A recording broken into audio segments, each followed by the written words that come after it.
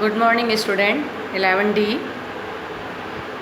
बेटा आपने commerce subject लिया है, तो कॉमर्स विषय में आपको कॉमर्स जो आपने लिया है सब्जेक्ट, उसमें आपको 3 विषय पढ़ना है, जिसमें पहला है बही खाता एवं लेखांकन मतलब अकाउंटेंसी।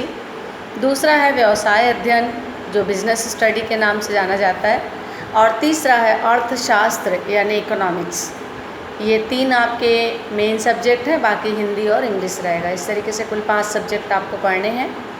तो मैं जो आपको पढ़ाने वाली हूँ वो है बिजनेस स्टडी, व्यवसाय अध्ययन। इसकी आप लोग GPH की बुक ले लेंगे, कुमावत चौधरी की बुक मार्केट में मिल जाएगी आपको, वो आप ले लेंगे। मैं सिलेबस क्या है आपको के वीडियो में डाल दूँगी। तो सबसे पहले आपका चैप्टर 1 व्यवसाय की प्रकृति एवं उद्देश्य, nature and purpose of business. वास्तव में जो व्यवसाय की प्रकृति एवं उद्देश्य हैं, इसमें सबसे पहले हम पढ़ेंगे मानवीय क्रियाएं। कुछ क्वेश्चंस के आधार पे हम आंसर्स इसके लिखेंगे। तो आज का जो प्रश्न जिस पर कि मैं चर्चा करने जा रही हूँ वो पहला है आर्थिक क्रिया किसे कहते हैं। दूसरा होगा अनार्थिक क्रिया किसे कहते हैं, और इसके बाद आर्थिक क्रिया और अनार्थिक क्रिया दोनों में क्या अंतर है। तो सबसे पहले आर्थिक क्रिया क्या है। ह्यूमन एक्टिविटी जो होता है, जिसमें ह्यूमन एक्टिविटी का इकोनॉमिक एक्टिविटी अर्थात आर्थिक क्रिया क्या है। आर्थिक क्रिया मनुष्य द्वारा की जाने वाली क्रियाएं जो धन उपार्जन करने के लिए की जाती हैं, तथा जो वस्तु के उत्पादन, विनिमय, वितरण और उपभोग से संबंधित हो, उसे ही हम कहेंगे आर्थिक क्रिया। सामान्य शब्दों में यदि मैं कहूँ तो धन कमाने के उद्देश्य से जो भी क्रिया की जाती है उसे हम कहेंगे आर्थिक क्रिया। जैसे शिक्षक के द्वारा किया जाने वाला कार्य, वकील के द्वारा किया जाने वाला कार्य, डॉक्टर के द्वारा किया जाने वाला कार्य, जो भी कार्य जो मानव धन कमाने के उद्देश्य से करता है तो उसे हम कहेंगे आर्थिक क्रिया। कोई भी ऐसा कार्य जिससे आपको धन की प्राप्ति होती है। उसके बाद है अनार्थिक क्रिया। अनार्थिक क्रिया से तात्पर्य जो धन कमाने के उद्देश्य से नहीं की जाती उसे हम कहेंगे अनार्थिक क्रिया, अर्थात ऐसी क्रिया जिसका उद्देश्य धन कमाना नहीं अपितु समाज सेवा, रीति रिवाज व परंपरा का पालन करते हुए सहानुभूति प्रेम से ओतप्रोत होकर की जाती है, तो उसे हम कहेंगे अनार्थिक क्रिया।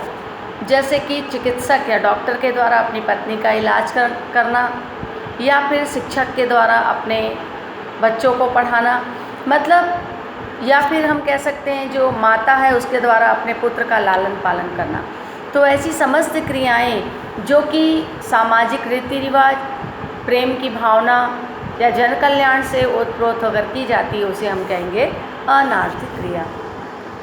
तो ये मैंने बताया आर्थिक क्रिया और अनार्थिक क्रिया। आर्थिक मतलब जिसका मुख्य उद्देश्य धन कमाना हो, और अनार्थिक क्रिया जिसका उद्देश्य धन कमाना नहीं होता, जो सामाजिक रीति रिवाज और परंपरा के अनुसार मानव को करना ही पड़ता है, तो उसे हम कहेंगे अनार्थिक क्रियाएं। आर्थिक क्रिया की कुछ विशेषताएं भी है, जैसा कि पहला है आर्थिक उद्देश्य। आर्थिक क्रिया में अत्यंत आवश्यक है कि मानव का जो उद्देश्य होता है वो धन कमाना होना चाहिए। अगर धन कमाना उद्देश्य नहीं है तो उसे हम आर्थिक क्रिया नहीं कहेंगे। दूसरा है सामाजिक क्रियाएं। मनुष्य एक सामाजिक प्राणी है। अब सामाजिक प्राणी है तो मानव को समाज में रहकर ही सभी कार्यों का संपादन करना है, रीति रिवाजों का पालन करना है।